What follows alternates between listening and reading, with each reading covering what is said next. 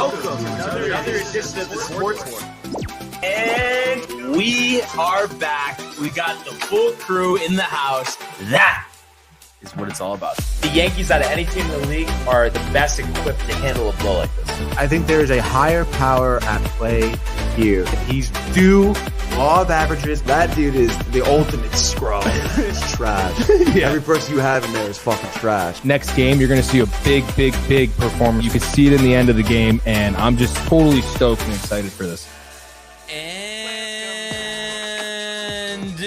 we are back. Welcome to another edition of the Sports Port here on a Wednesday. Barnes and Tony once again. What's going on, brother? Not much, dude. Happy to be here. Happy Wednesday, dude. Hump day out there for the people, the 9-to-5ers.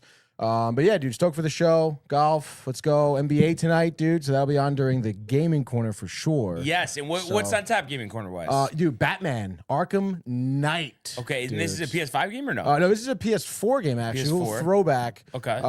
Yeah, dude, this game was actually announced to this day, I guess, 8 years ago. So To the day, dude. Do you know what time of the day? If I know if like the gaming corner was going to start right when the game, kind of like a no, nostalgic If thing. I had to guess what time it was probably early afternoon. Okay. If I had to guess. All right. But gaming corner 7 p.m. 7 not p.m. early afternoon. And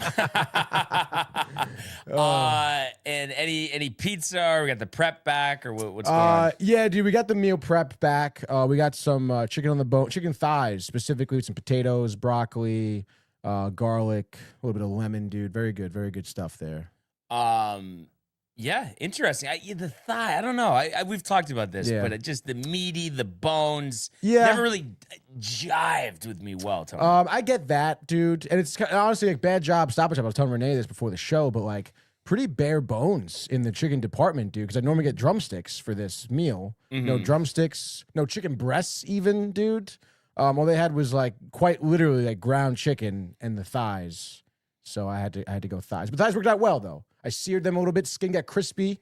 I think you would enjoy it, honestly. And then you bake it, chicken stock, juicy. Yeah, it just I don't know. Chicken. Yeah, I'm very particular with the chicken. On the bone, dude. Whatever. I don't. I can't like just put I guess it's just really just bones. Just I feel like make it complicated and annoying. And then if it's too thick, I'm just the thick stuff. I don't know, thick chicken. Just feel like it's just thinly sliced. I don't know. Feels like it's the way to go. I do get that. I mean, the thick chicken is tough, dude. And what I was going to say, though, because you mentioned golf, but then you were talking gaming corner, so I had to ask about that. What do you got? Yesterday. You didn't have to ask and about it. it's annoying, too, that you had to talk about that. No, I'm just kidding. Obviously, that's not what I was going to say. But that I didn't see... Like, obviously, I went up to the hole, and it was there, of course, and the other people saw it. But I was hitting an approach shot at Gainer. Let's see. So, number 6, par 5. It just interesting how this worked, too. And I was coming off where the other par 5, 2 holes ago, I had gotten a 7, messed up. This hole, too, I don't know if you probably don't remember because you haven't played Gainer in a while, but it's a downhill and then uphill par 5. And then number 2 is on the right. So the tee box is all the way up here, and then number 2 green all the way like down there. And I shank it off the tee pretty much, like just because I've been doing a better job of like playing my hook. So, but I did it way too far out, and it just went straight out that way. So, not where you want to be, basically. Yeah. So I hit what is more or less, a further type of punch shot with an 8-iron, goes like over or through the trees, doesn't get slowed down. And then is in the left rough, but not blocked out, but like right next to the trees. Like couldn't have went any more left. Then I would have been kind of blocked out. 155 to the center of the green, 45 pins in the back. Okay, 50-degree wedge.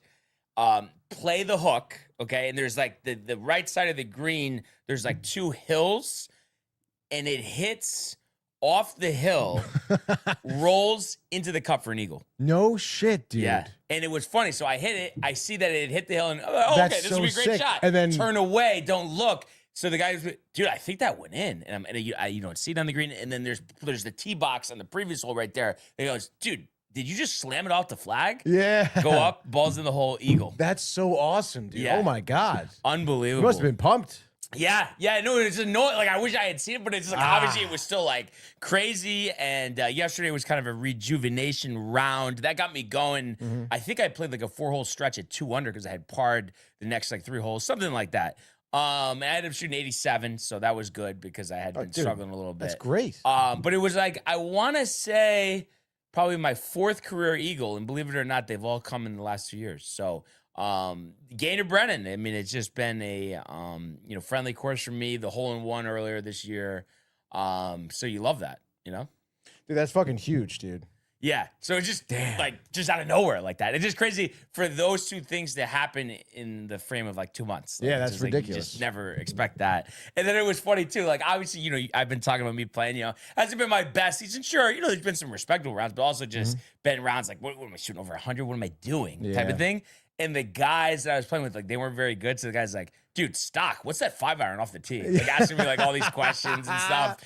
And it was just funny. Because it's funny, like, I guess everything is perspective. But, like, to me, when I'm, like, going through it or just not at my optimal, to me, it's, like, in my head, it's like, oh, I'm terrible. But then, like, other people, like, with, like, the distance and stuff. So just was kind of funny. So that was just ironic. That had happened. Did they say anything about your swing? Nothing about that swing, dude. Just no driver, huh? No driver? And I'm just like, well, dude, I mean, the course is 5,700 yards. You don't need a driver, You were basically a pro to them, basically. Basically. Yeah. But I feel good. I feel optimistic, made some putts. There we go. And only lost 1 ball. And it was crazy, too. Actually, I lost the ball on the par 3 that I got the hole-in-one in. And it was the craziest thing. Like, there's trees to the left on that hole. And it just went towards those trees, just never found it. I must have taken like a crazy kick or was beneath something. So you have stuff like this, stuff like that. But then, pretty good split, 43, 44, 87. So that's tremendous, dude. Are you going to be like parlaying this optimism into today or nothing today? Nothing today. Sam's tonight. Okay, all right. But we'll probably be back out there on Thursday. But it's gonna be a score. I know it's like they're saying with like heat advisories, like dude. 100. Yeah, but I've played like that the last couple of years. It's not really a big deal. The cart going, it just be on the course. It's just a comfort thing, Just gotta sunscreen up. Yeah, I've been doing a better job. You're right. I don't look as burnt. No, not at all. I've been putting on sunscreen out in the course. There we go, Sam's dude. around for that too. I was just gonna say. But I do see a couple comments if we want to start there. Oh, yes, of course, dude. We have Max who says, GMGM. Good morning, Max. I think you tried calling in before. He's obviously welcome to call in now. Oh, yeah, Max. Call us anytime, absolutely. I mean, we have, I guess, a new guy here, Random Arborist. 5327 says, what up, boys? Holy effing hockey, he Welcome says. to the party. Welcome to the party. The Random Arborist, dude. He also says thick thighs save lives, dude. That's a fact. I guess I save lives. Come on. That's right, dude. And then Jay Burr calls you lazy. Chicken bones add flavor. I don't know. Just something with bones. I don't like bones. I don't know. The bones. The bones, dude. The bones, dude. And then Max also says here, Josh is gonna help that swing, dude. Yeah, and absolutely. Then speaking of Max, momentarily here. We should have him live on the sports board. Stand by. What's up? Good morning, Max. What's up, Max? Yep. Good morning, guys. How we doing? How we doing, man? Doing great. Living large. Yep, that's right. We got a big game today. Huge. The Knicks game 4. It's gonna be a good one. I'm ready. And just one thing here. I kind of had a feeling, I guess, because Tommy, I know new phone and stuff, but that was Tommy in the comments. Oh, damn. Okay. Random Arborist. Also, Max, it's kind of ironic, and I know it's not like it just kind of or as Chief would say, it was happenstance. But we were joking with him a couple weeks ago because he had always called in top of the show, but then different work schedule. It is kind of ironic how Max actually has taken over his spot. Yeah, dude. And it wasn't, it just kind of, but it's worked out well, and we appreciate it, Max. Now, how you feeling about tonight? Just got to go out there, be aggressive. I mean, that's probably the best thing you could do to start off the game. Play aggressive, put pressure on San Antonio, make them force up bad shots. I mean, that's what you got to do. Yeah, absolutely. No, I couldn't agree more there. And I think too, a big key, and it's obvious, but just that Mikal Bridges needs to get going. I think he only had 2 points last game. Only 2 points. And he's been big for them, throughout the entirety of the NBA playoffs, and defensively, offensively. So I think that, and then also too, kind of like what we had talked about. I guess it was yesterday. The days get all mixed together, but just about how, like, if the three's not falling, be okay with the interior points, and not waste all these possessions. So I think that'll be big to see if the 3-ball is working early. I think Cat's got to drive, honestly, is what I Cat only 11 points last time. Yep, I think Cat is bound to have a bigger game tonight than he did the other night, for sure. When he goes to the basket and plays physical, that's when he plays at his best. And then he'll do his playmaking and rebounding, and Renee, that's what he does. What up? Yeah, no, exactly, Max, exactly. Yeah. And then what do you think, that seemed a little facetious, Tony, but what do you think the game plan is? I mean, I know it's like, listen, I mean, there's only so much you could do, but in terms of slowing down Wembanyama, do you think they're going to try anything different there? I think you got to try to prevent him from going to the basket more. You got to make him shoot. Let him die at the 3-point line than rather just at the paint, because at the paint he could just jump and dunk. I mean, when you're that tall, you could barely have to jump to dunk. Yeah. No, that's definitely true. Just get physical. Yeah, hit him, dude. You might get into some foul trouble. Doesn't matter. And maybe too they'll do more lineups with Towns and Robinson on the floor at the same time to really emphasize that. Yeah. I personally think they were saying that they should put a tandem of Alvarado and Brunson. I kind of like that. Yeah, that's interesting, but no height there though. Obviously, they could steal the ball and stuff, but can't he just like go right to the rim if they do that? Yeah, I guess so. But I think it would, bring the peskiness of Alvarado. I love Alvarado. I mean, what he's done during the whole entirety of the playoffs. I love the way he plays. He plays pesky. He goes to the ball. He gets in their face. And he's like, and he said after, I don't know if you saw what he said about Wemby. He's like, he does that again. I'm getting right after him. Yeah, and it's interesting though. You just wonder though, with that height disadvantage, how they can work that. Obviously, I mean, they can go for the steal and just maybe hit his knees, Yeah. Exactly. They could do that as well. And then also too, I think it's not only stopping Wemby, but Castle had an outstanding game last time. Yeah, Castle. So you got to worry about him. And then also, even though he, the numbers didn't pop off the page, I thought De'Aaron Fox played pretty well as well. He's kind of underrated, I think. I think De'Aaron Fox has had a really good career. And, I don't know if you watched the tape. I watched some highlights of Brunson and Fox going at it in high school. They've been going at it since high school. And, I loved when during that one game, Brunson's dad comes over and he's like, don't do that. I didn't see that. That's funny. Yeah, because he was like getting all on Brunson's face and stuff. And he's like, don't do that. You're not tough. Oh, man. Yeah, that's funny. That's funny. Yeah, I was cracking up. I was like, I love it. Now, do you feel like, I mean, obviously, you get to this point in the season, everything feels must win, but do you feel like just for like the momentum of this series, this is a must win that the Knicks could really let this slip away if they don't win tonight? I mean, it's a very important game. Like the players say, it's 0-0 tonight. Just got to go 1-0 tonight. Yeah, exactly. And I think that it is going to be just as close of a game as we saw last time out. I don't see, I know the Knicks had this run with these 10-point victories and all this stuff. I don't think it's going to be one of those games. I think it could go down to the last shot potentially, and obviously that would be great theater. Yeah, absolutely. Absolutely. I think, like I said, you just got to try to get the ball, and just pass the ball more, like, less stagnant offense. If I'm the Knicks, you got to do more passing the ball. I mean, ball movement is like sometimes Brunson just goes one-on-one. I'm like, you got to pass the ball. Yeah.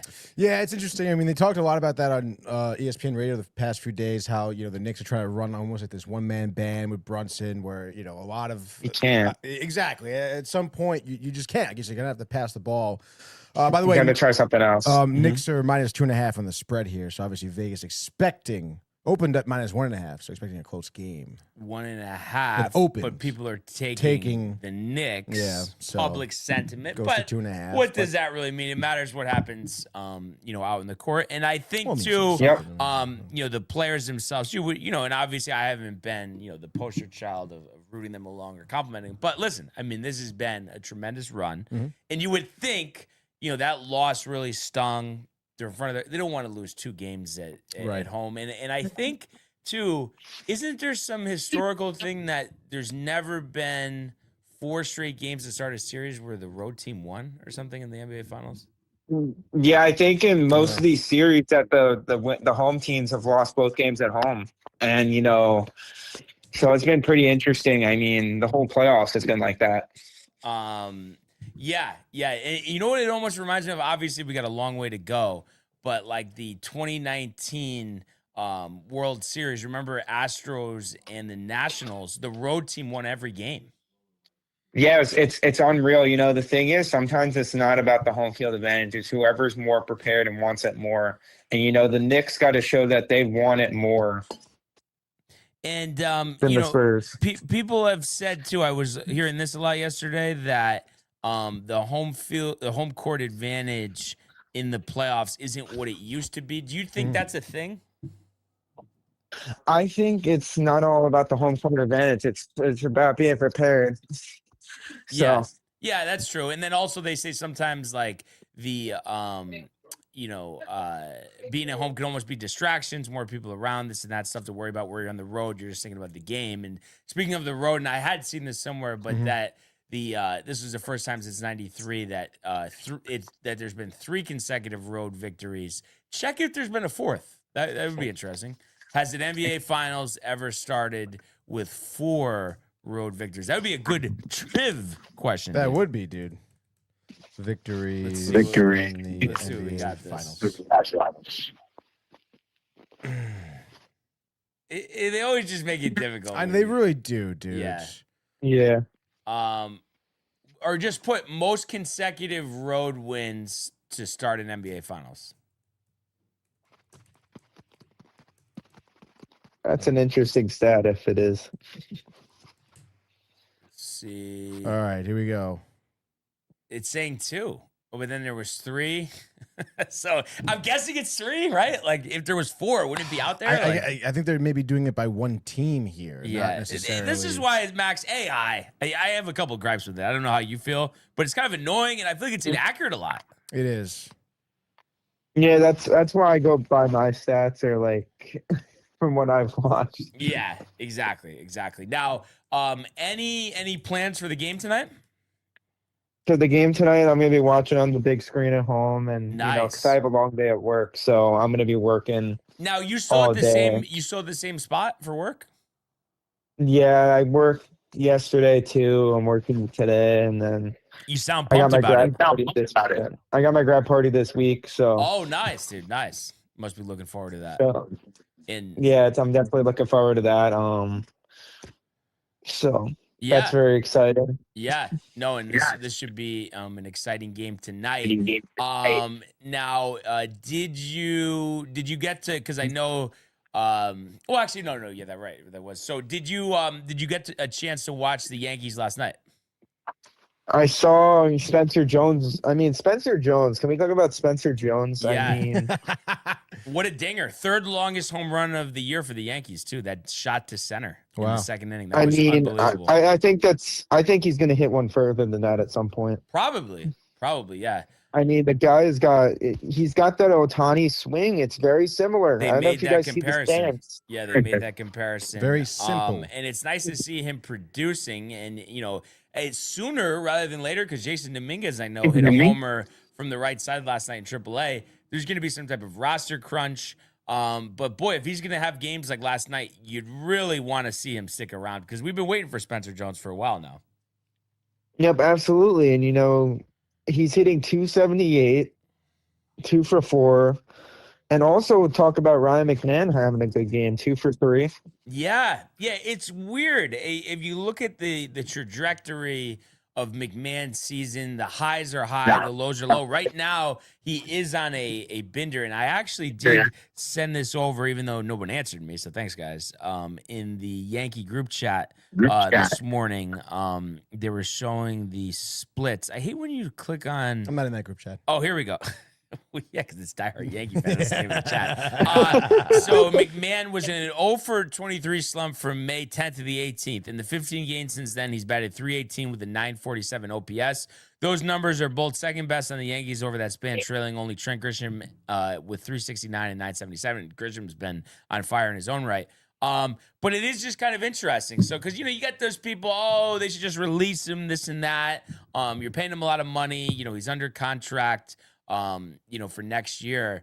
But when he has games like last night, it makes you have pause about that. And I think the whole thing, Max, is I think he works as a rotational player. You know what I mean? You're not going to play him 162, but he's going to be in on defense. And then, you're going to do a little platoon with Rosario. And I think, sure, when he's hot, maybe you play him against some lefties.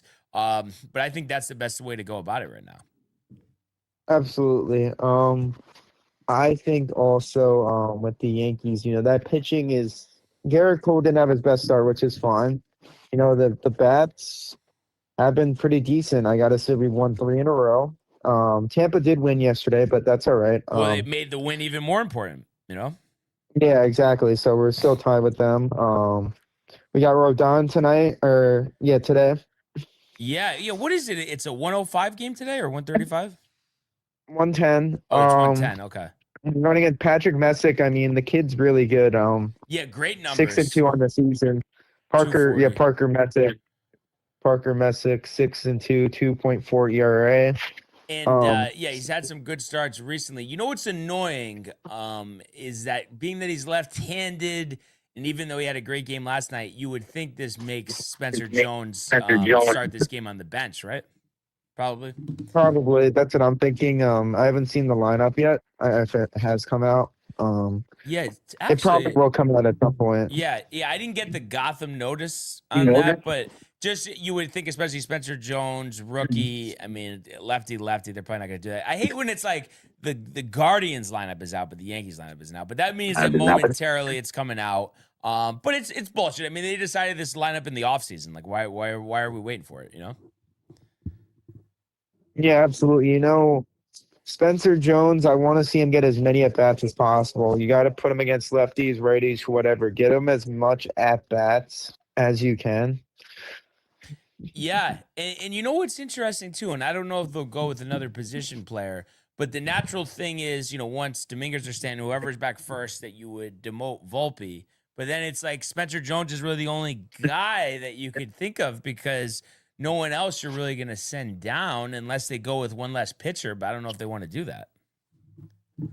Yeah.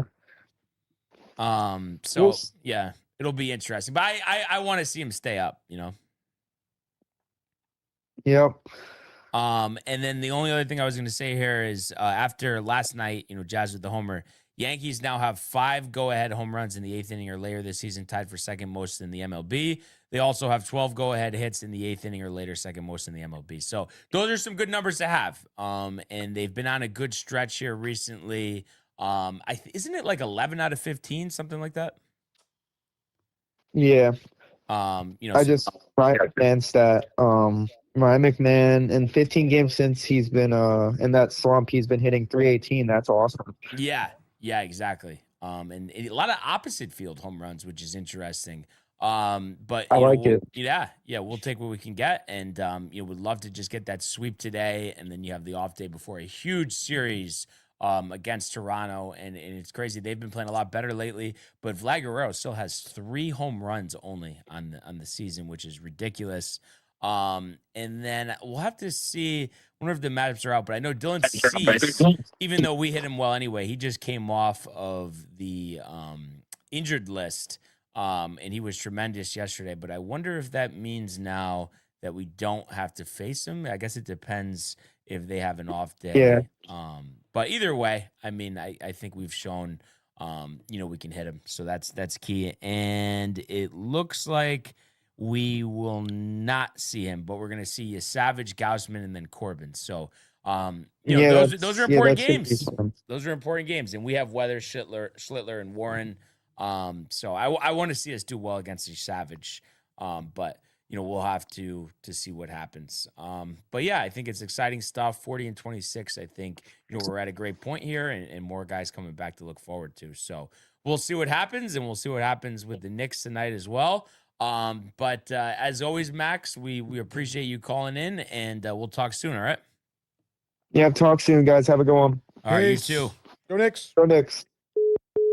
There it is. Dude, I feel like I'm saying I feel like I've, done better with that now. I don't think there's really like a issue with the Knicks. I mean? Yeah, maybe I need to see him get a loss. Maybe I was tight, just like all these wins going and going. Maybe that was a little agitating, Tony. I guess. I mean, we'll see. I mean, I'm curious your prediction for tonight's game when we get to it, dude. Guess we'll have to find out, right? I guess so. Stick around for that. But I would say if we could go to the world of Major League Baseball.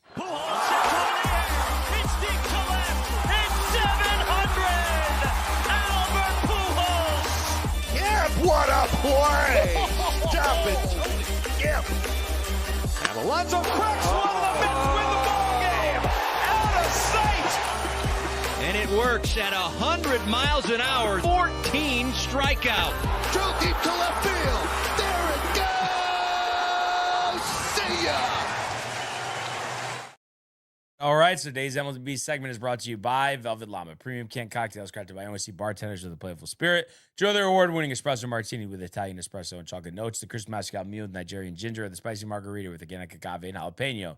You ready to drink treats? Made of the finest ingredients. Grab yours at velvetllama.com and ride the smooth wave with Velvet Llama. Michael is here, and he says, "Let's go, Knicks!" So we know he's amped up. He's so dialed. He'll be here for Gaming Corner with the screen on the side. Oh, it would be in front of his face. In front of his face.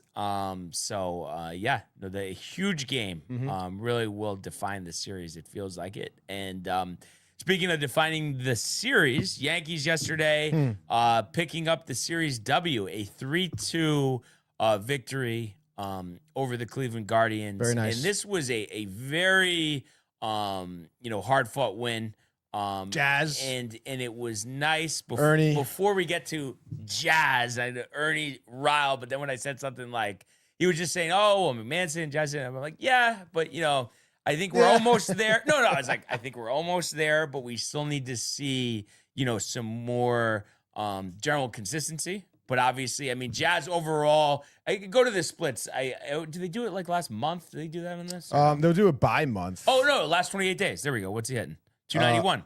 Wow. Yeah, so with a 9.7. Yeah, so that's what you want. If you're going to be that type of player, absolutely. I'll sign up for that every day of the week, Ernie. But it was nice to see that, that despite Garrett Cole getting into some trouble, and I don't know if you saw this, Tony. Just look it up. Anthony Volpe last night, versus Guardians or something. Or even if you just put in Anthony Volpe, I'm sure it'll show this. But this led to a run. Just a terrible play there. And that was actually in the third inning. I think they're going to show this. This is the play right here? Yep. Okay, hold on. Stand by. Talk about being afraid of the ball. And you're supposed to be the shortstop of the New York Yankees. What a disgrace. He's hitting 190 after an 0 for 4 yesterday. Look at this. Oh, hold on. Sorry. Oh, are you kidding me? Is this Little League? Are we playing Little League? What is that? Is right. Not good. I think another angle here too. Terrible. Not getting in front of it whatsoever. That led to a run, and Cole's pitch count went up very high in that inning. He only was able to throw one more inning, so he only went 4 innings because of that. Damn, yo. And this, that really could have lost us the game. We were fortunate that our bullpen stepped up the way it did because, Cole threw 83 pitches, but only 4 innings, 5 hits, 2 earned, 2 walks, and 4 strikeouts. So that ERA sitting at 2.45. Blackburn comes in and gets in a little bit of trouble. 1 2/3 innings, 3 hits, but Hill comes in for the lefty. 1 pitch, 1 out.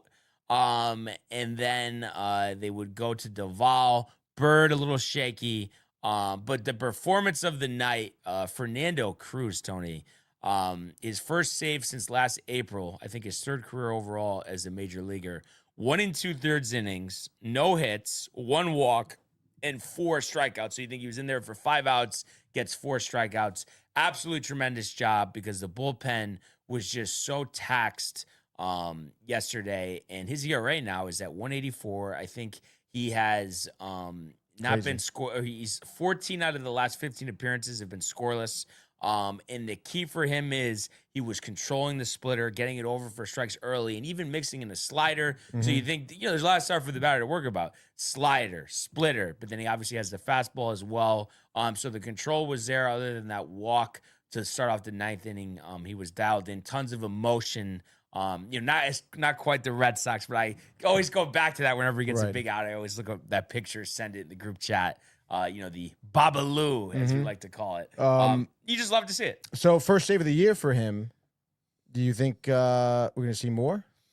No. I mean, it's Bednar. You know how they are with if Bednar turns into Devin Williams. Obviously, it seemed like he was trending in that direction. Right. Recently, it's been better, but I think they probably look at it as they need him as the setup guy, the lights up setup guy. You could argue he's one of the best or the best in the American League the way he's been pitching this year. But it was tremendous that he stepped up, and this is just a win you needed. You wanted there to be no doubt that you would take this series after they took 2 out of 3 from you, and just all the murmurs. The team's over 500. So it was nice to see the bullpen step up. That's for sure. And then the offense, only 3 runs, but they did have 8 hits. And then we had talked about the Spencer Jones home run in the 2nd inning. That was an absolute tank. Pull that one up, Tony.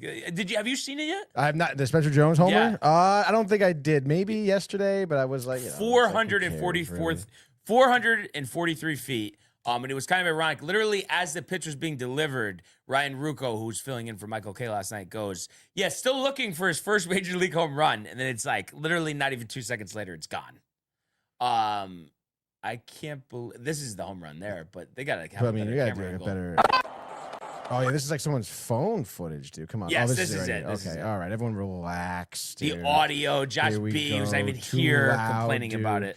Josh B, dude, I was thinking about this last night. We got to get the fucking golf day down there. I know. So ridiculous. I'll go to Jersey now. Yeah, exactly. I'll fucking go. I'll go to Jersey. We're shoplifted at Josh B. Ridiculous, dude. But all right, let me start. Look at this absolute tank. You just know right off the bat, gone. Tony. Right off the bat, gone, dude. Bang. Middle cutter. Cutter, 87. Absolutely. Look where that hammered. lands. Off of the progressive sign. Very nice. What would you say? 10 feet above the outfield wall. They're on a line too. So they felt like that thing could have kept going. But Spencer Jones, the 2022 first round pick out of Vanderbilt, the Judge comparisons, the Ohtani swing comparisons. And Max said it. I mean, he's actually got off to a pretty decent start here, hitting 278. That was his first home run. But it's just, with Dominguez and Stanton coming back, he might be crunched out, but you see games like this and just, he's had a couple. I think he had a 3-hit game the other day. It's kind of going to be hard to send him down. And it makes me wonder, if they trade or release like a Yarborough or Blackburn in order to carry another hitter, because it just feels like he's invaluable. And it's like, we know they can send Volpe down, but you really, you're not going to do anything with Goldschmidt, with Rosario, with Caballero. I guess actually, no, you know what? They could send down Max Schumann, even though, that would make him a little less, as you like to say, versatile. I will say the batting stance does resemble Ohtani a lot, dude, because he kind of has his arms out a little bit here. Yeah. The leg is open, so. Yeah. But hey, listen, obviously Ohtani does it well, so. If he can come close to replicating that. Yeah. And then, speaking of homers, you pull up the Jazz home run from last night, because this was kind of crazy. And also, too, all night, Jazz was getting chirped by the Cleveland crowd. And kind of interesting, because I know Kansas City hates him, because after they won Game 2 at Yankee Stadium in the 2024 ALDS, he said they got lucky. Listen, I mean, the Royals haven't even won a game against us since then, but the fans just give it to him every time. But literally, as they were saying, overrated, that chant, using Judge's bat again here off Heron, in the 8th, a 3-2 pitch, and just a slider. He's such a prick. Admires it. Hit it a mile high, Tony. And I hope you had him in for fantasy. Yeah, dude. Okay. Geez. By the time that ball landed, I don't think he was halfway down the first base line yet. And then okay. Big home run. He's had clutch huge home runs recently. Huge. So I think it's just one of those things where it's gone. I think it's just one of those things like, this is probably just for this season with Jazz, but we want to just get the best out of him. If he could be clutch, great. I think in bigger moments in the past, especially the playoffs, he hasn't produced. So it would just be tremendous if that would be something different this year where he is a clutch player down the stretch. And Tommy adds here, Volpe let that one eat him up. Cole was slow off the mound covering first base. Was he? But I guess those are two different plays. I guess he was just talking about two. But obviously, yes, Volpe let him eat him up, and then Cole. I don't know. I think it just probably was just tough. That was a tough play because Goldschmidt, Goldschmidt down the line there. That was just Goldschmidt too. It really is just that. Talking about something that you never saw coming. Mm-hmm. I think it might be.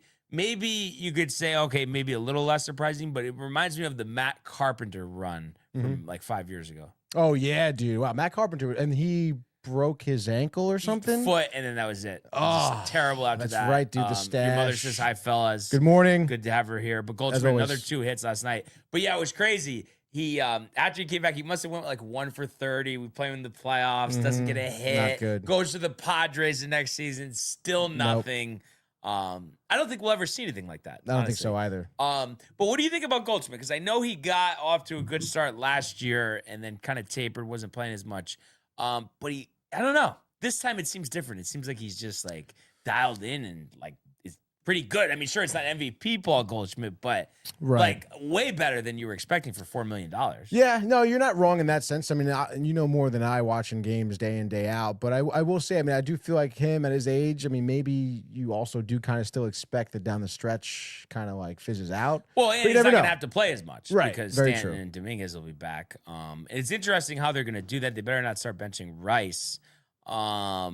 But it just feels like where is the avenue? Because you're going to want to play Dominguez. You're going to want to play Stanton. Maybe Jones will be on the roster, maybe not. And I guess they're hesitant to put Rice behind the plate, but just kind of, I don't know, just as the backup catcher, kind of seems like that's the way to go. You save yourself a roster spot, but I think they're just nervous about getting him beat up back there. What do you think about that? I guess that makes sense, right? Wouldn't he get kind of beat up back there? But 1 or 2 starts a week, young man, right? He can't handle it. They must think no, right? Well, I think they're just nervous, Oh, we do have the lineup out, by the way. So you would start. You would. You're not nervous. No, I just think just ease into it. You know what I mean? You don't have to go balls to the wall where he's making 3 starts at catcher a week, but maybe once a week. See how it goes. Why? You know what I mean? To try. Speaking of try, it's like you can't just try sending Volpe down. How is it one of the more perplexing, embarrassing, defensive things you've ever seen? I'm trying to think. I guess so, right? How many years has he been in the league fourth now? Year. 4th year? And you look up the stats, though. Pull up the stats. It's one of the, if not the most embarrassing thing, I think the Yankees ever done. And of course he's playing today. Why wouldn't he be, right? And of course, no Jones, like we talked about. But just look up these stats before I root off the lineup here. All right. So what do we got here? So far this year, 73 plate appearances, batting 190. At least the on base is up, right? I guess. 17 strikeouts. Yeah. Morning, Matt, bruh. I know you're robbed for the Knicks. And go Yankees. And it just doesn't. Last year 212. Look at all those strikeouts. All the strikeouts. No power now. 150. No. Even 2024, 156 strikeouts, bat 243, some good glimpses, but 12 homers, 60 ribbies. The WAR keeps going down, and the fact is he's closing in on 2,000 plate appearances in the major leagues, and his on base is 284, so OPS is 669. What the hell more would you need to see to know that, okay, like he doesn't have it. First round pick. They keep talking about, he's a great kid. The story, working hard. Jeter. But I know. At what point is it just? I mean, what's your prediction on that? Like, do you think that he's It's a wash? No, it's over. No, but it's over. But I'm saying, do you think like he's gonna like play like the rest of the season, like the bulk of time starting at shortstop, or do you think when this roster crunch comes up, they're gonna send him down? That's a great question. I want to say they'll send him down. I really do think they will. And do you? They would have to. I mean, yeah, it'll be embarrassing if they don't. Now, do you think that this is literally? I know we've talked about this so many times, but just all because of Cashman, that he just can't let it go, that he sucks, and that he put so much on him, didn't give him up, and he just doesn't want to lose him for nothing? Yeah, and again, I mean, I think the writing's on the wall with that one. I mean, we just said it was over 2 years ago. The story, like that's probably what he's thinking about. If this guy could be great, I mean, no, too. It's so sick, Tony, because obviously, like the goal here, the priority needs to be winning a championship.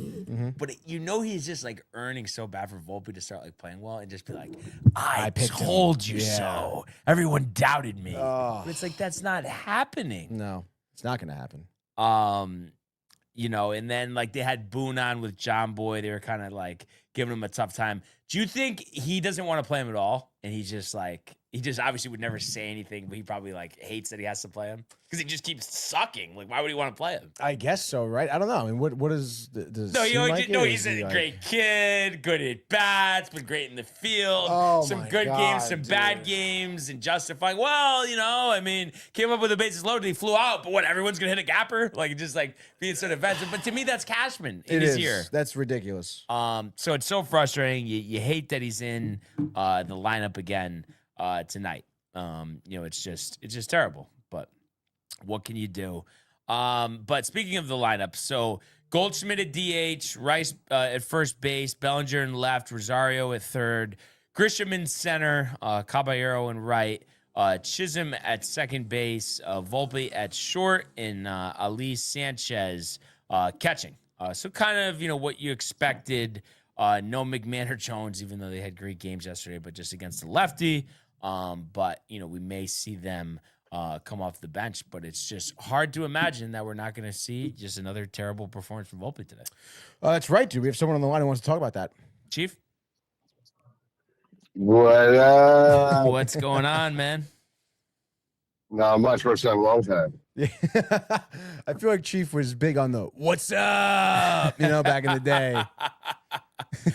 I was indeed. I can see that, dude. How you been, man? Everything good? I know been a while. You've been on your side business with the renovations and new work schedule, but I hope you're all right, Chief. I feel like we never talked to you anymore.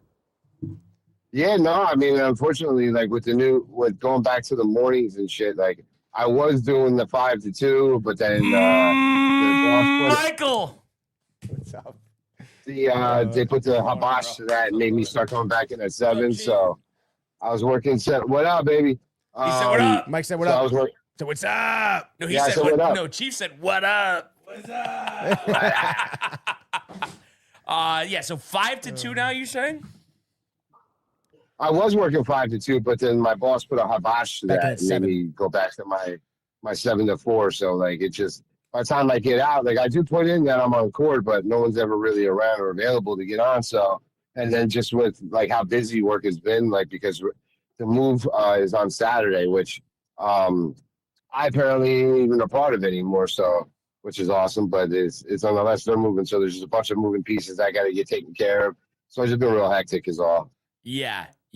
No, I can only imagine. And Matt had here, Matt Mate that has said the only reason he still plays is because Cashman is cutting off his nose despite his face.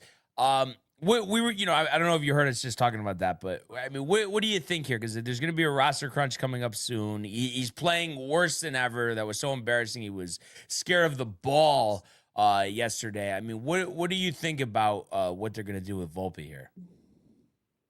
I mean, like, to be honest with you, like, I kind of feel like they're trying to put a Band-Aid in right field by putting Caballero out there, like, hoping that, that, you know what I'm saying, like, his athleticism will just come through and, like, he'll play good right field. And, like, he was doing really good with his bat until they fucking put him out there. I feel like it's fucking with his game, unfortunately.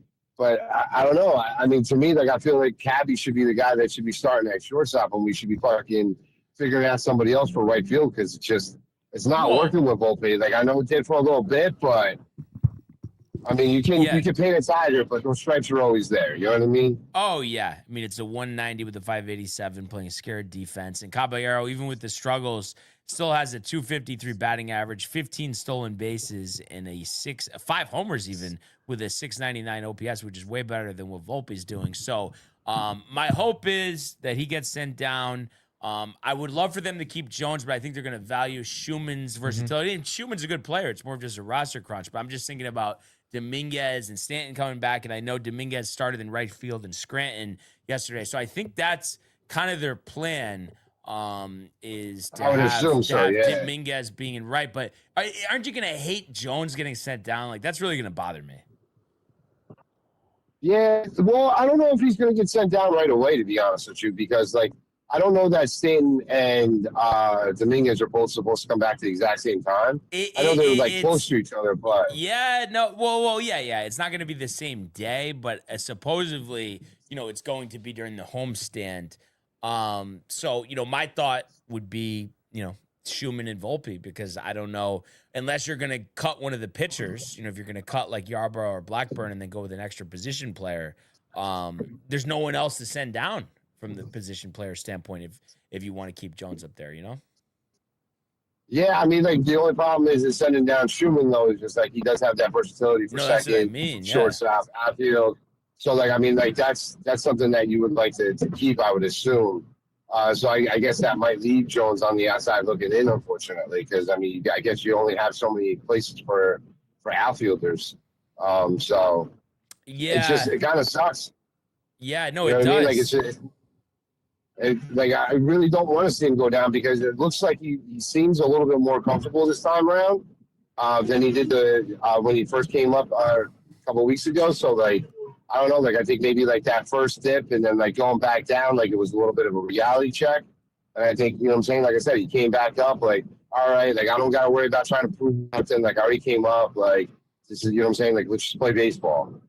And, it'd be a shame to see him to go back down already again. But, yeah, again, you only have so many spots. I mean, I know I was just talking about this too. I know they're hesitant, and maybe you feel this way too. But I think what they should do is just open up another roster spot and have Rice be the backup catcher. I know they're nervous about it, this and that, but I just feel like it would just give us so much more flexibility on the roster. I agree with you 100%. Like, that's why, like, I don't understand, like, why they're so afraid to put him back at catcher, because, I mean, like, then now, like, you turn around, you have the ability to be able to put fucking Belly at first. Like, then you have that other outfield spot that's available. You know what I mean? Like, it's just, like, it's there. It's just, I don't know. Like, I guess they're worried that it's going to fuck with his offensive production if they turn around and fucking put him back at catcher. But it's just like, sometimes you gotta do what's best for the team. Like, you can't just always be what's best for just one individual player.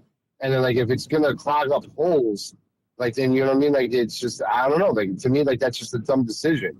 It's the same thing that we've been having issues with Stanton for years, like, where he's just a DH, and it's just like you clog up that DH spot. Like, you take away the opportunity to give people's days off, like, that they need. You know what I mean? Like, it's just, I don't know. Sometimes, like, that's why, like I say, I don't think Aaron Boone is the guy. Like, he doesn't do a good job with his lineups on a daily basis. Like, but I think it's Cashman's not the guy, though. I don't really think he's making any of these decisions, honestly. Well, Cashman's definitely not the guy either. Both of them. Like, it's not just one or the other. It's both. They both fucking suck. I think it's not baseball in here. No, listen. I mean, something like that would be great. But I honestly think, really, this isn't really Boone's fault. I think we get annoyed because of the way he talks to the media. But I think Cashman has his hand in his throat. And I think he would probably, obviously we will never know, but would probably do things completely differently if he didn't have to, like, do everything exactly the way he wanted it. Because he played baseball. He knows the game. He knows that Volpe sucks. And Matt says it perfectly here. He says Boone sucks because of Cashman. Yeah, I mean, listen, if Cashman is playing puppeteer to him, like, 100%, like, that could be the case. But it's just, like, that's why I said is that at the end of the day, like, I don't want a fucking puppet. You know what I mean? Like, I need a balls hands-on manager, like, and it's just, But it doesn't I seem don't know, like like, we're we going to just- get that, unfortunately, right? I mean, No, like now with Cashman there because Cashman always wants to be the smartest man in the fucking room, even though he's not. yeah. But we're saying this, saying that, Chief, but we do actually find ourselves in a pretty good spot through 66 games, 40 and 26, right? I mean, I don't think we could really have asked for a better start to the season, right? I mean, pretty good. No, I mean, like, listen, at the end of the day, we can't really complain too much. There's obviously people in way worse spots than we are. You just worry about a lot of this stuff because of the fact that Judge is down. Yeah. But I you know what I like mean? that Like, we've shown some fight offensively. I mean, the last 2 nights, what have we had? Like almost 20 hits combined. And I know yesterday was only 3 runs, but the game before we scored more. As Michael making a joke here says, balls hands on. That's what he said. But right, I mean, Yeah. I do. It does What I feel said. like we are gonna get by offensively here. Goldschmidt's been tremendous. That's been a huge surprise. And if Jazz keeps hitting like this, we were pulling up the numbers before, Chief. I mean, his OPS is over 9, and he's hitting 291 in the last month. He's been getting big hits. Yeah. No, I mean, like, ever since he changed the pants and the bat, like, yeah. he's been taking care of business. So, I mean, like, listen, if he can continue down that road, that's awesome. Like, that obviously helps a lot yeah, with us missing out on Judge. So, Yeah. I mean, I welcome it. Like, I want to see him do that. We need him to do it. So, yeah. So I mean, I think that's big. like I said, I just worry sometimes, like, you know what I'm saying? Like, with Judge not being there, like, it's just like, where's the offensive production going to come from? But they have been taking care of business so far. So far, so good. And hopefully they'll continue. Cody's been unbelievable as well. That big Yeah, hit he the other has. night. And then I think having Stanton and Dominguez back in the big mix, I think that's going to be plenty of offense, honestly. Obviously we want Judge back, but I think to get by, and then you factor in the pitching, I think we'll be good. But this Blue Jays series is huge because we're rolling right now, and we can't slip up there. We absolutely have to take 2 out of 3. And we have to face Treyu Savage. We know what he did to us in the playoffs, but even when we saw him this year, we only got 2 hits off of him. I think we lost the game 2-1, and he struck out 8 over 6 innings. We have to solve that riddle this weekend. No, I don't disagree with you at all. Like, we definitely can't have somebody like that having our number. We went through that with Roy Halladay as a Blue Jay, and it was a pain. You know what I mean? Like, you just Pedro Martinez with the Red Sox, it just. You don't want these guys to be able to have our number like that, especially come fucking playoff time. Like, you want to be able to know that your guys are going to be able to take care of business no matter who the fuck you're playing. So it's just, we can't have them in their own heads thinking about, like, fuck, every time we go up against this guy, he fucking manhandles us. Like, you know what I mean? Like, can't think about that. So definitely want, you know what I'm saying? Like, them to be able to take care of business and look good against them so that way they're confident come playoff time. Yeah, no, that's definitely, what we're hoping for. But yeah, I feel pretty good, and I know the Rays have won the last couple, but they're playing the Red Sox. That's really the only reason why I think we're gonna really create some separation there. And I'm excited for Stanton and Dominguez to come back, and it's not imminent, but we know Max Fried will be back too. So I think there's a lot to look forward to. I would imagine within the month we'll see Carlos in the majors. So I think it's all good stuff, and it would be real sweet to get the sweep today. Really put a mark on this series, win the season series with Cleveland, just in case we need that down the line, even though we probably shouldn't. A big series there with Toronto. But yeah, I feel pretty good. And before we let you go, any thoughts on the game tonight? You think the Knicks got it? Yeah, I mean, they do. It's actually funny you say that because I actually wanted to ask you guys your opinion on something. Yeah. Because I was talking to your best friend yesterday. Call him. No, the other one. Hot Take Johnny? No, Kev. Oh, well, but that we're talking different. There's different categories here, Chief. But continue. What about it? I mean, I hear you. Yeah. So actually, I was on chord with Josh, and we were talking about the game. You know what I'm saying? Game 3, obviously, and like they were talking. He was talking about the officiating, and I said, like, I was like, the thing is like the Knicks manhandled the Spurs in every aspect of that game outside of turnovers. It's the only thing that they lost. Like, you go to the stats, like, they won in everything except for turnovers and obviously score. And like, I tried to make the point that, like, the turnovers is like what led to the loss. Like, because even though the refereeing was bad, you know what I mean? Like, which I understand that. Like, it's horrifying. Like, it really was. Even my wife was watching a video and she was like, "Did you see this?" And I was like, "What?" And so she showed it to me and I was like, "Yeah." And she was like, "That's so bad." Like, I mean, my wife doesn't even watch basketball and she knows it was a foul. So it's just like, we understand it, that the officiating is bad. But like, the thing that I tried to say is you can't control the officiating. However, what you can control is the turnovers. And there was a lot of bullshit turnovers that the Knicks had that if you take away just 3, and they actually produced points out of it, that's 6 points, they lost by 4. You win the game now instead if you take care of the ball a little bit better. You know what I mean? Like, and it's just like, that was one of the, and so Kev came on, he started to go all crazy and stuff, saying that it's refereeing, doesn't make a difference how, like, the turnovers, like, that don't matter. Like, it was all the 9 calls and the fact that the Spurs had 25 foul shots and the Knicks only had 4. And like, I was trying to say is like, yes, you're 1,000% right. The refereeing was bad, but you can't control that. And despite of the fact that how bad the refereeing was, you still only lost by 4 points. And one can say if you cleaned up the turnovers, which has absolutely nothing to do with the officiating, that's player only. Like, it wasn't even bad. It wasn't even like it was good defense that created the turnover. They were bad turnovers that they made. You know what I mean? Throwing the ball out of bounds, missing passes, like, you know what I'm saying? Like, so it's just like, those are turnovers that you can control, that you don't turn the ball over and produce points out of, and magically you win that game. And that's despite with the fact of the officiating being so bad. And like, he just could not comprehend that in any way. Like, there was nothing else. It was just all officiating. Like, am I wrong to assume that, like, if a team cleaned up a little bit of their turnovers, like, they still could have won that game? Yeah, and I think it's also, you got to look at, too, there was a stretch there where they missed a lot of 3-pointers. I know OG ended up having that big one in Towns at the end.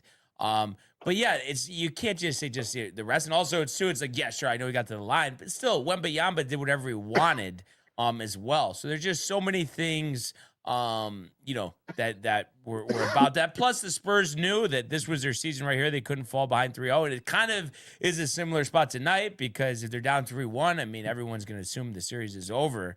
But I was going to say, I do think the Knicks are going to bounce back tonight. They've been playing too well, all postseason. And it'd just be hard for me to see them drop 2 games at the Garden, coming off a 13-game winning streak. I mean, it's just like, I really can't see that happening. No, I don't see it happening either. I definitely think they get back in the win column tonight. Like, I just, you know what I'm saying? Like, it's like I said, it's like they clean up their game a little bit. Like, that game 3 goes a different way. And then now you're talking about a clinching game 4 at home. You know what I'm saying? Like, yeah. And that's all the thing that I was trying to make the point is because, like, at the end of the day, you're never going to be able to control how bad the officiating is. Like, it is what it is. You know what I mean? Like, just alone, I'm sure you guys have seen it, but like, just recently, I would say within the last couple of months, like, the NFL officiating came out and talked about the Des Bryant play against the Packers in the playoffs, and they said 1,000,000% was a catch. They fucked it up. You know what I'm saying? Like, but guess what? Doesn't change anything. Right. It doesn't go back and now give the Cowboys that win, and like, now they're playing in the Super Bowl. Like, you know what I mean? Like, it doesn't change anything of that. Like, so like, the fact is you can't control that officiating, and they're going to be bad. Like, we know that. What you have to do is control what you can control, and that's making sure that you're not doing bad turnovers. They definitely need to fucking run the offense through Cat more, because that seemed like that was working really well. And they went away from that in Game 3. Not really sure why they did that. And then, like, I don't know if you're listening to the show this morning, but Dave and Rick actually brought up a fucking interesting stat that I didn't even know. Cat Williams in the fourth quarter during this finals, or Cat Williams, Carl Anthony Towns. Carl Anthony Towns. Yeah, I don't know why I'm thinking Cat Williams for some reason. No, he's a funny guy, dude. He is a funny guy. He is a funny guy. A little leprechaun. But But Cat though, like in the fourth quarter, going these 3 finals games, 0 points. Like I mean, you can't have that. That's not good. I mean, he's your second best offensive weapon. Like I mean, bro, he's got to put up points in the clutch time. Like you know what I mean? Like you need that. So like I think like they just need to clean some of that shit up. Like get back to what the way that they've been playing. Like I mean, bro, like they beat up on the fucking Spurs the first 2 games. Like you know what I'm saying? Like it just. That you got to get back to that. Play those games the way that you played those games. You got to get back to that. Like they went away from it for whatever reason. Like I do know, like you said, the Spurs, they're obviously in desperation mode. Like their season's on the line, so they're going to play a little bit harder, a little bit more aggressive. Like, but I mean, like you got to be able to take advantage of that too. Like, and I know you can't control the fact of whether or not the officiates are they're calling the bad calls and they're calling the fouls that the Spurs are making, but. If you clean up your own fucking game, you don't have to worry about how bad the officiating is. That's why, like I say all the time, because I've always heard it, don't leave it in the ref's hands. Yep. Right. Exactly. No, that's a great mentality. Kev Dew, I think, needs to hear that more and needs to accept that. Wow. It's, they got to take it upon themselves. Don't blame anybody else. They're ridiculous. So we'll see. But yeah, I think they're going to bounce back tonight. But I think it'll be a good game, and I'm looking forward to seeing the Yankees go for the sweep this afternoon. But as always, Chief, great call. We appreciate you calling in, and we'll talk soon. Absolutely. It's always a pleasure talking to you guys. Hashtag Downtime TV, hashtag TCA, hashtag Double Rum, because that shit's delicious. Let's fucking go Yankees, baby. Let's go Yanks. All right. So great call from Chief. Kind of ironic. We mentioned the thing with Max earlier about Max taking over his spot, and then he shall appear, huh? Yeah, there we go, dude. Anything for the Mets last night? Tough. Peralta Peralta, sucks, biggest flop, like as a starting pitcher for the Mets, maybe ever. Unbelievably bad. Yeah, like it really is like kind of outstanding how just piss poor he's been. And I mean the whole team. I think they had maybe 5 hits as a team last night. Obviously the 7-0 shutout, dude. There's nothing good there. And it honestly, dude, like.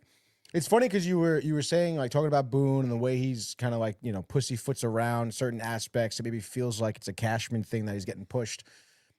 Like, hearing Mendoza speak, sometimes I don't even know if it is because Mendoza talks the same as Boone. Like, literally the same thing. And think about Stearns. Like, we talked about the comparison years ago. Like, with Peralta, to say, he's just not seeing the ball well. He had some good pitches. He had some tough at-bats, And it's just like, well, at what point are you going to sit there and say this guy fucking blows, okay? Yeah. And we got to not use him anymore, Yep. okay?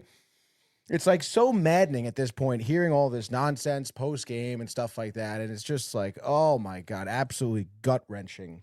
But nonetheless, dude, you're out there again today.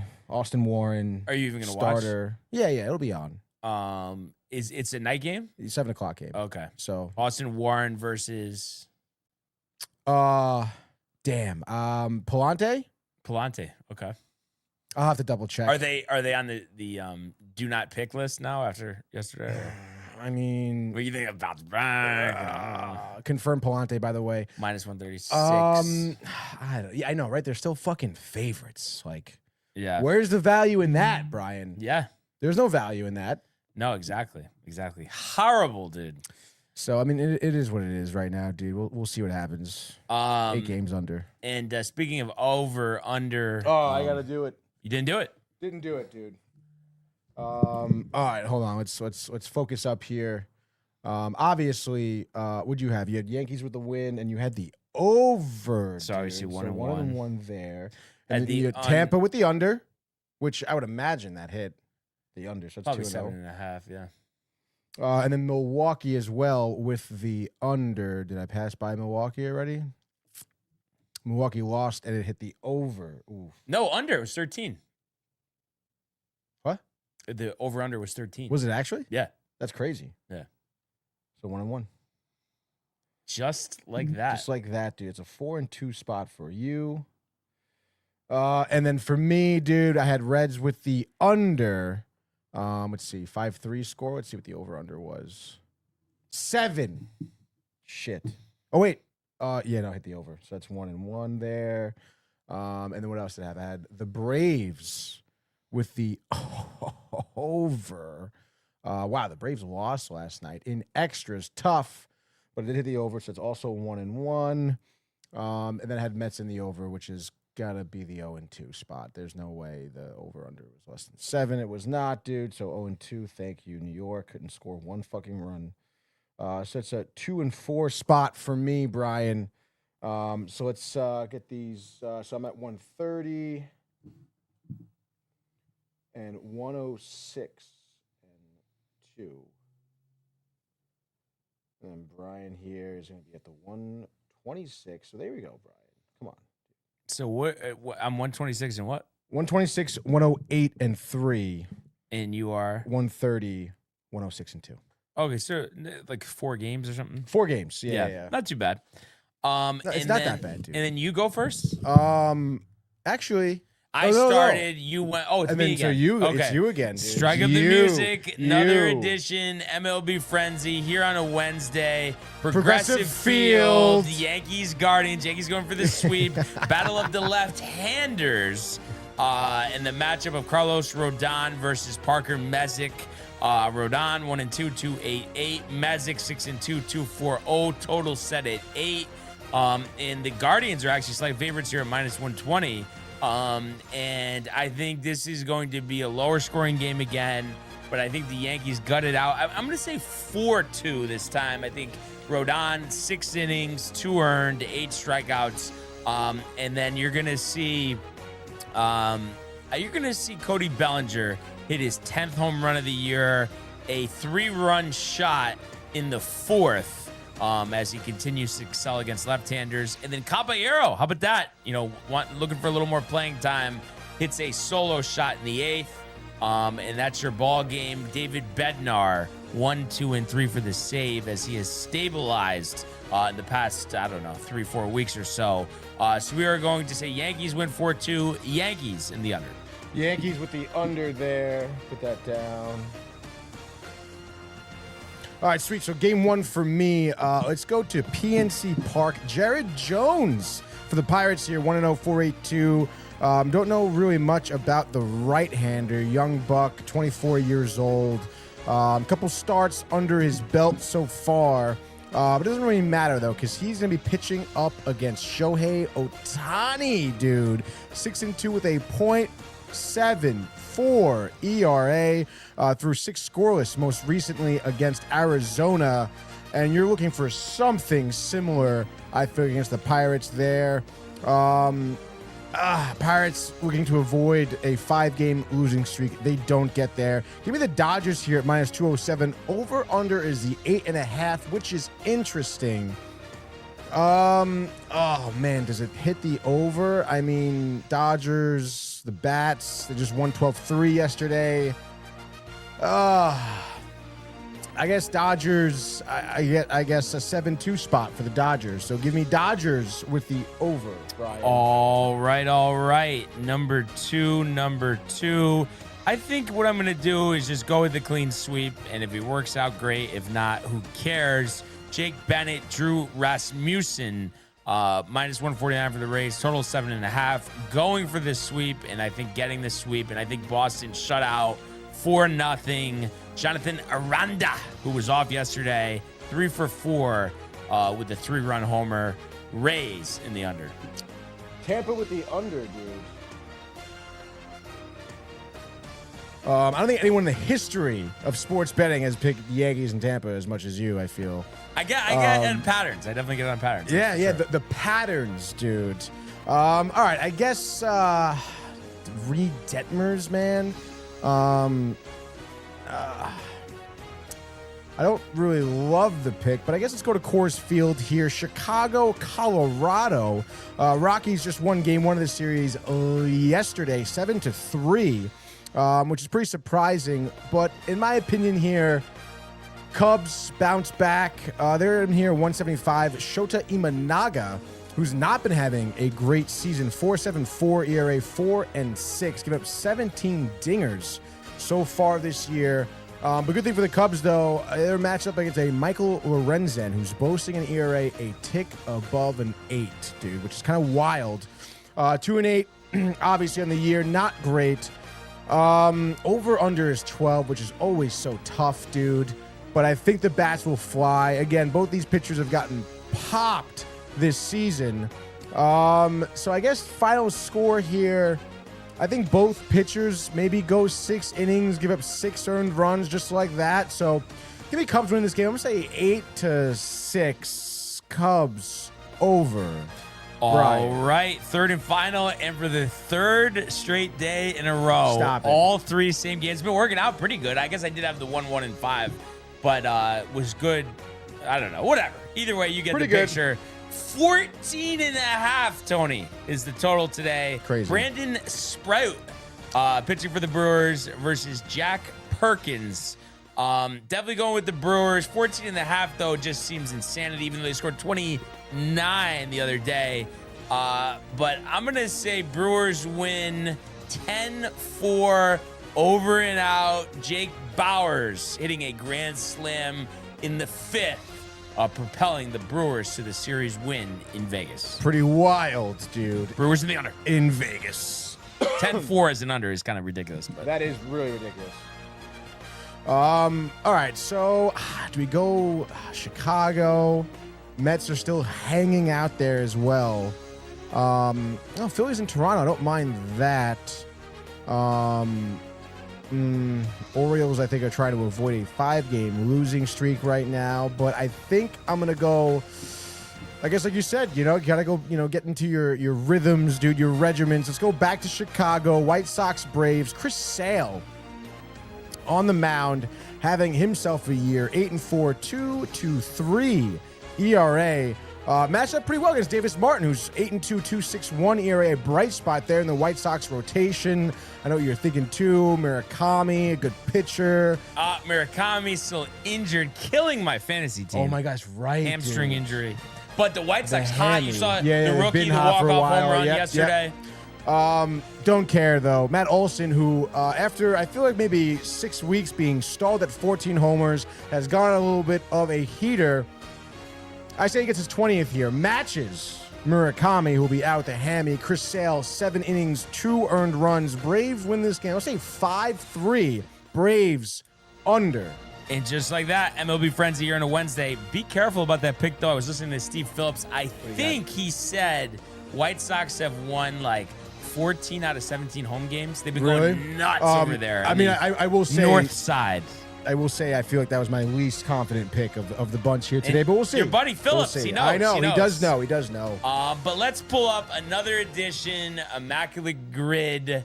Mets. And you do have the Mets. Got some good ones in here. I have some good ones as well. Did you go Kana for the A's Mets? No, I didn't. Which one? Frankie Montas.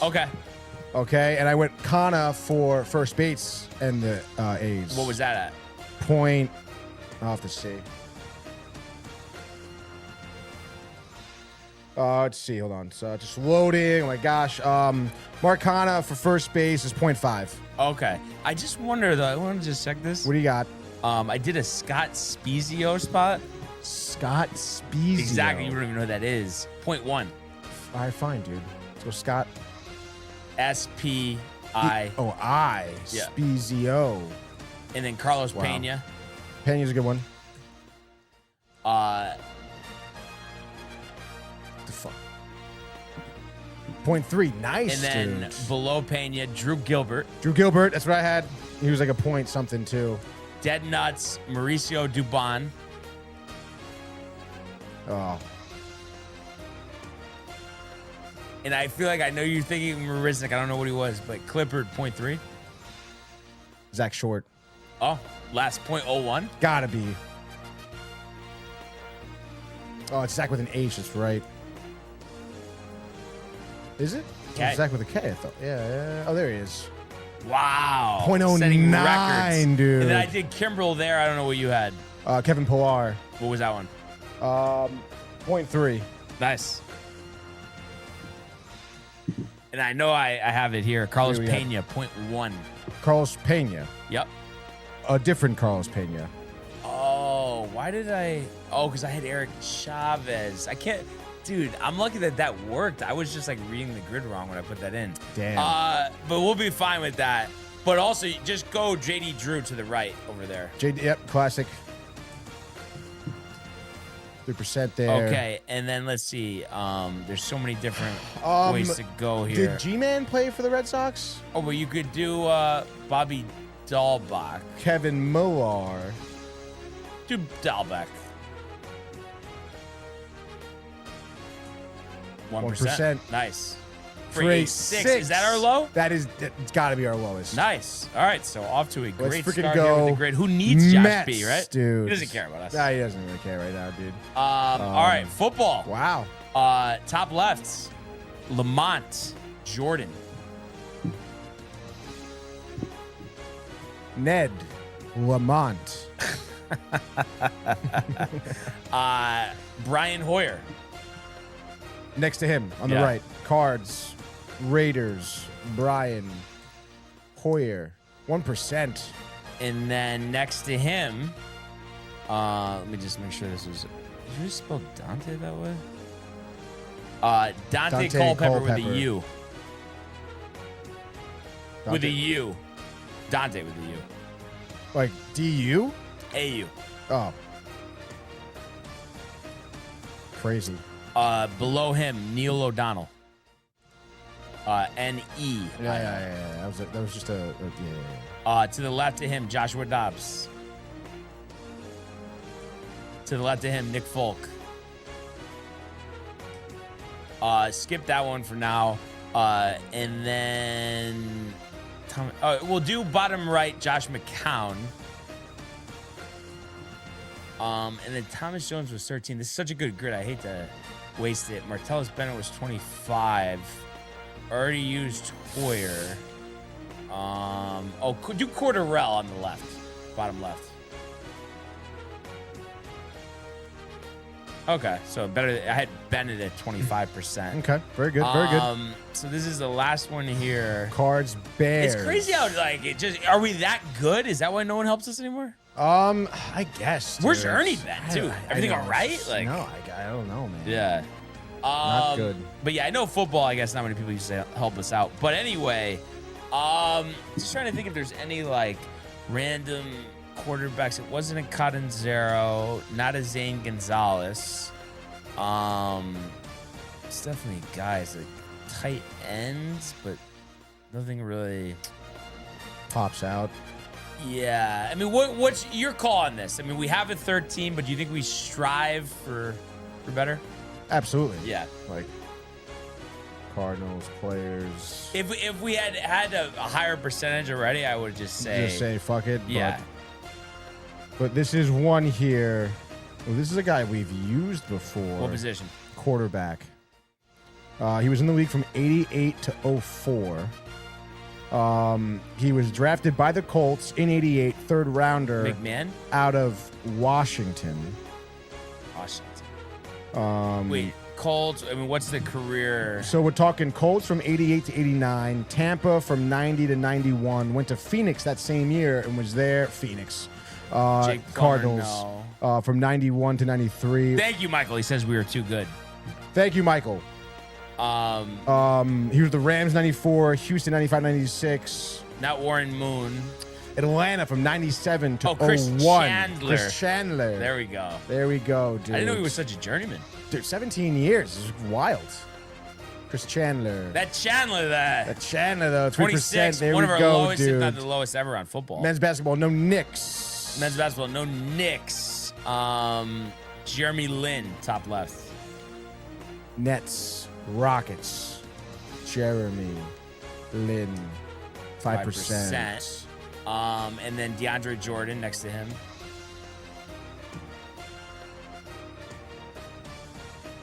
%. Only one team on the Nets. Might have to think about that one. Let's see. Does Michael Lowry work for Kyle Lowry for the Sixers Rockets? Kyle Lowry. And then let's see, Sixers and the Mavs. That should be a Mrs. Schroeder. Let me just make sure there. No. I don't know Dennis. why I was, Seth Curry. thinking about somebody else then. Seth Curry will work actually for that. Rare, non-facetious guess there. 14% though, so maybe a little facetious. But Suns, I'm Mavs, just trying. Suns, Mavs, Seth Curry. Yeah, I think that. Let me just make sure. He definitely played for Phoenix. Then just do it. I'm a little nervous now. Yeah, because you're gonna be pissed if you're wrong. 0.7, bang! Crazy, what an upgrade on Mike that. Breen, bang! For 3, and they're out of timeouts. Okay. The one team thing is I know, right? Who the hell plays for one team in the NBA? because it used to be Cam Thomas. They traded him. You would think Michael would have a beat on this, you know? I know, right? It's tough, dude. The Sixers with the journey. PJ Tucker was on the Mavs, but was he on the Suns and the Rockets? I feel like he was. Tyrese Maxey, PJ Tucker. dead nuts. Bottom left. Bottom left. Jeez, all over the place. 3%. Okay. So the Sixers, Mavs. I'm trying to think about Stevenson. Tyson Chandler. No. But the Sixers are the Suns too. Who do the Suns? Not Devin Booker. Obviously Maxey is only one team. That's gonna be too high. Very high. Like a rookie. They have rookies or rookie? No, that's the thing. The know, draft, rookies, I dude. just have not been on. I had to beat. I mean, who wants one? You know? Yeah. I. Look up dead nuts. Yeah, I guess. Damn. Maybe no. I think it's Robert Covington. Actually, let me just check.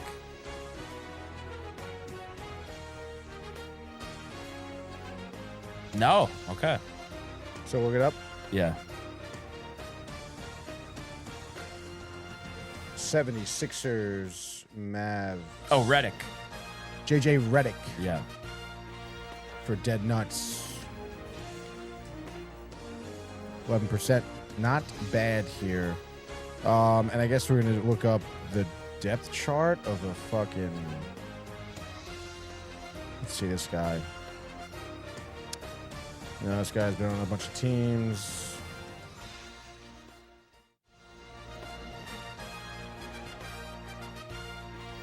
Damn, this guy's been on a bunch of teams as well.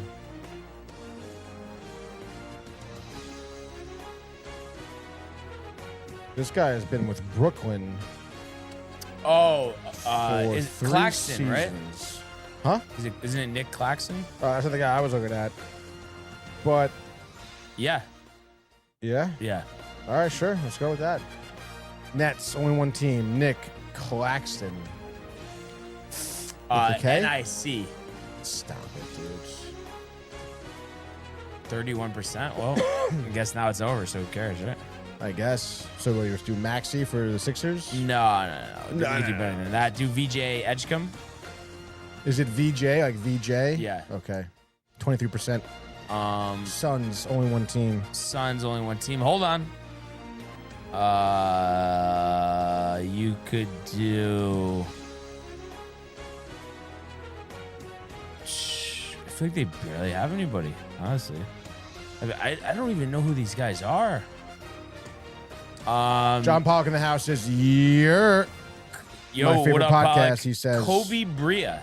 K-O-B-Y. Elton Brand for the Sixers, he said, sorry, come on, Tommy. Pollock. And also... No, that was Tommy. But either way, I mean, that's just... Changed his handle now, by the way. It says Tommy Donovan. Thomas. Yeah, there we go. Thomas. But yeah, it's Kobe Bria. Bria. B-R-E-A. Kobe with a K and a Y. Kobe Bria. Oh, there we go. 82, even with those couple chunkers. There we Pretty good. go. On to the hockey. Already peaked. Rangers in hand. This one's going to go quick here. Okay. You know everything? No. Well, Ottawa goalie, San Jose goalie with the wins is kind of tough. I'm not going to lie. Ottawa and San Jose goalies. Okay. Eric Gustin over here, though. Brian Boyle, though, for Kings. Rangers. But I threw Terry Sawchuk in here. Pollock says he's innocent and go Canes go. What do you think he said he's in? Oh, because you blamed him Brand. when it was Tommy. I didn't even. I just said. We're going to go Cam Talbot down here. Bang. How about Calgary Sharks? Mike Sullivan. Okay. And then we did Forsberg here. Anton Forsberg, that is. And then Martin Jones. So now this is where I kind of got into some trouble here because Craig Anderson for the Senators. Too high. 48%. I know Dominic Hasek. But he's probably the other the other one. And then for the Sharks, I got no idea. Which I'm pretty sure I know we've done it too for the Sharks. I know we have. Let me see. But I just don't remember who we picked. We probably even had one for the Senators as well, but I just have no idea. John Pox says, "Go Canes, go." I mean, Chokri's got to be pumped up. Dude. Oh yeah, he said he feels really good about the series. Back to And Raleigh, then he was like, "Oh, how you dude. feeling about the Knicks?" I was like, "Oh, well, you know, I don't care." just I was like, you know, just it was a good game last time. We'll see what happens." Left it like that. I think that's fine, right? No, that's good. Okay, so it's like, what do I even search for this? Because it never like pops up the right way. I think you're gonna have to search like that goalies played with for Sharks. Because obviously Martin Jones, no. James Reimer, no. Right, Anton Dell, no. Okay, so yeah, there's a guy. Let's see. It's funny. It looks like he's a coach, but I don't see anything about. He's a coach. But he played from 79 to 01. Started with the Flames, actually 85 to 01. Flames, Red Wings, Sharks. And his initials are MV, and his last name, which is obviously with a V, is the name of a town in Connecticut, upstate. There's not many V towns in Connecticut. No, there's not. I don't think I could name you that town. And it's a similar name. It's not the exact same of like what a snake has that kills you. Venom. Oh, Vernon? Mike Yep, Vernon. There you go. Oh, There okay. you go. There you go. We're getting creative here. Vernon, Connecticut. That was for the Sharks? Yeah. Mike Vernon. Mike Vernon. I do recall the name. 9% for Vernon. There we go, dude. Played a game. I feel like I remember him, Wayne Gretzky's 3D hockey with Detroit, I think is what he was on at the time, dude. Great game. Hall of Famer. Huh. What do you got here? I know Ottawa's going to be tough. No Hasek, no Anderson. I guess it's this guy. I'm trying to see how I could let me just look him up.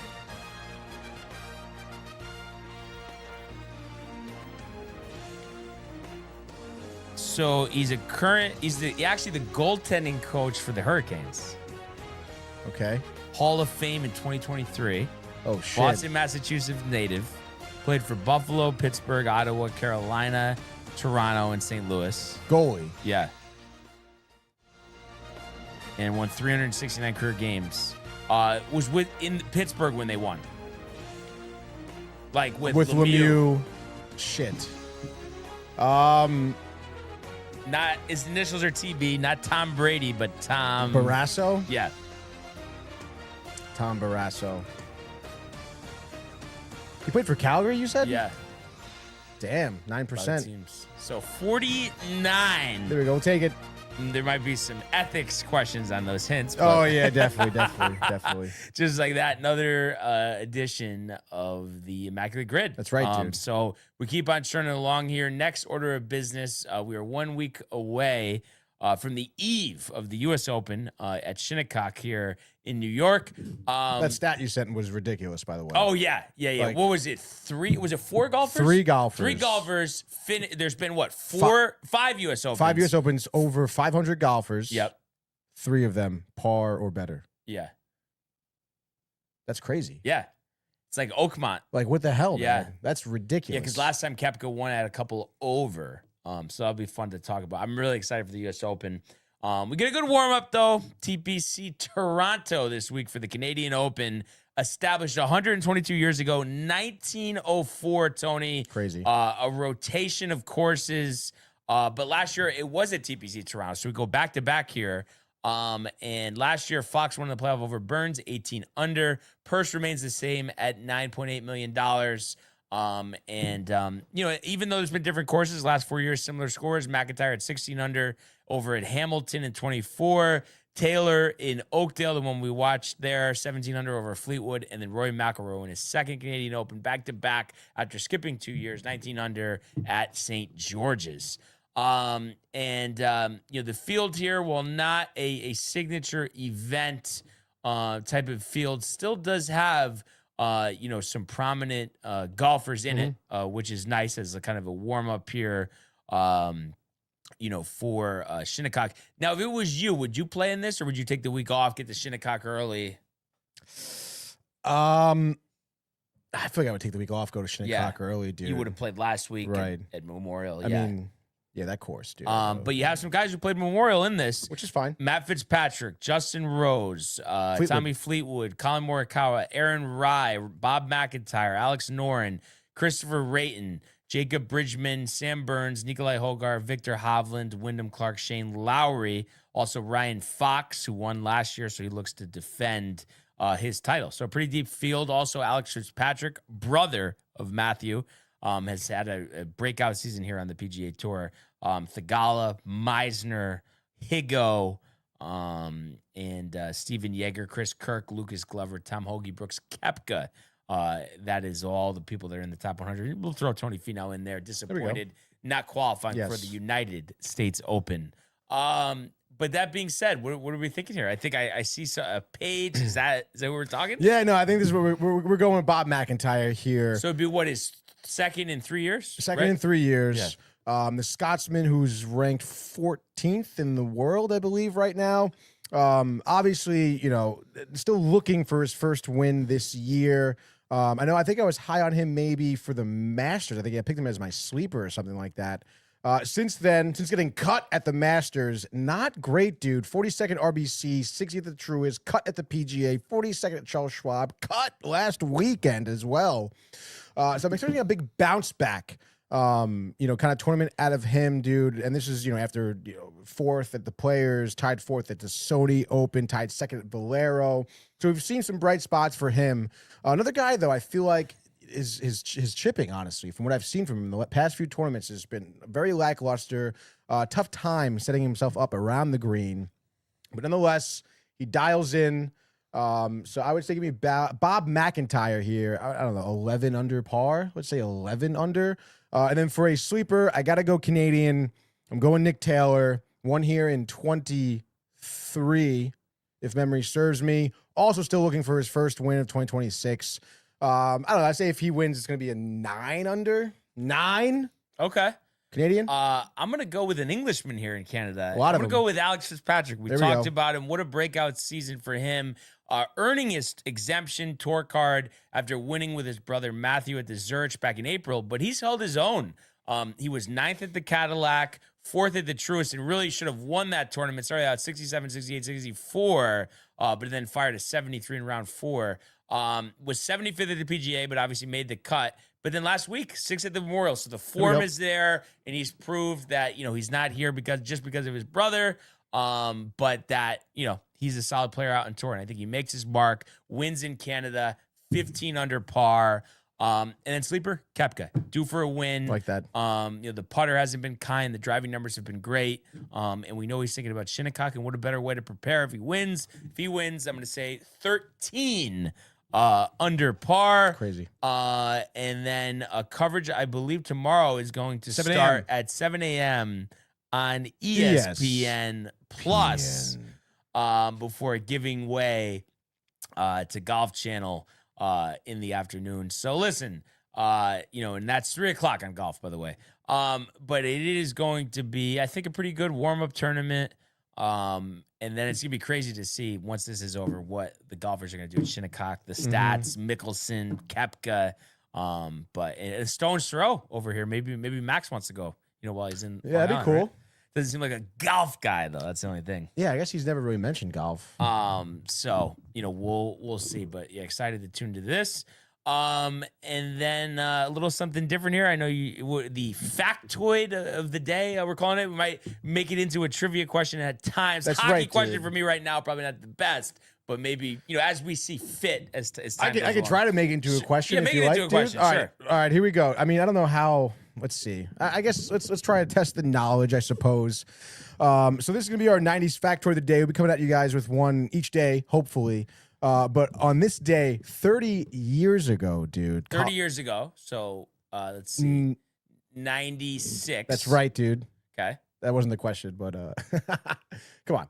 All right, Colorado Avalanche. They win the Stanley Cup, sweeping this team 4-0.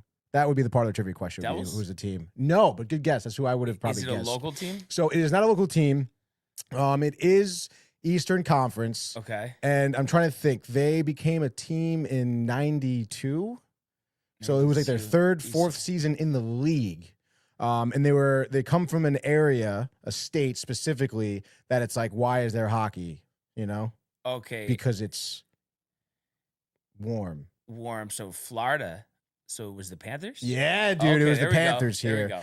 go. Team captain Joe Sakic won the Conn Smythe this season. An outstanding playoff run, 34 points, 18 goals, 16 assists. Patrick Waugh, absolute brick wall there, 16-6 that postseason with a 210 goals against and a 921 save percentage. This was a historic Stanley Cup victory. Why? Because the Avs became the first team to win the Cup in their inaugural season after relocating. They were what, Brian?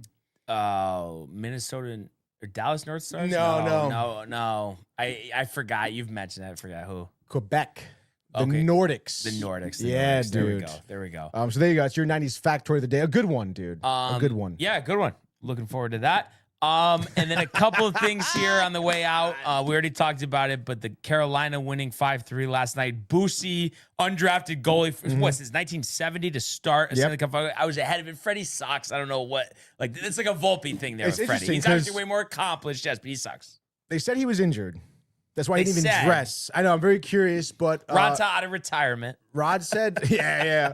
Britton Moore said he's not sure who's going to be starting the next He's game. going to start Boosie. He's full of shit. I think he deserves. Yeah. Boosie would deserve the start. But then how about is Jordan Stahl the first guy ever to score in 4 straight Stanley Cup Finals games? Yes. He had 2 Yeah, yeah. yesterday. 2 yesterday. What a run for him. Unbelievable. And what a Stanley Cup final this has been.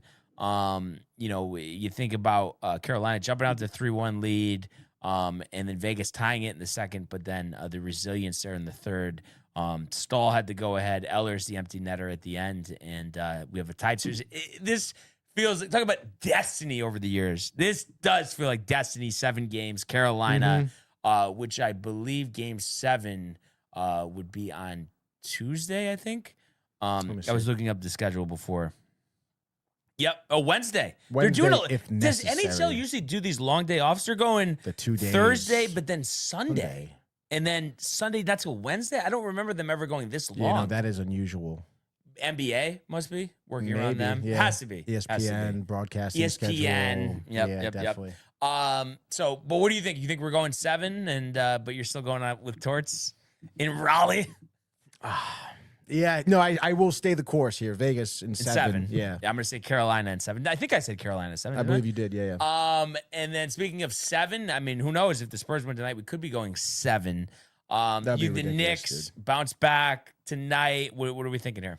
Yeah, I do think big bounce back. Kind of all the things we were saying, more physical, cat in the mix more. I still think good defense though. Probably hit the under. I'm not sure what the over under is at, but I mean, I feel like all the games have been hitting the under so far. So Feels like it. I would still say like a 105, 216.5. 102 type of deal. Knicks. I'm gonna say they have the ball in their hands come the end of the game. Like it's not gonna be Wemby misses it and Anunoby at with a big 3. The buzzer. That would be sick. Knicks 101.98. How about that little throwback Wow. game? So it'd be Knicks in the under. We'll see if they do it, but it's a new series if the Spurs win tonight. Do you want the Knicks to win? Like, how do you feel? I'm like, impartial.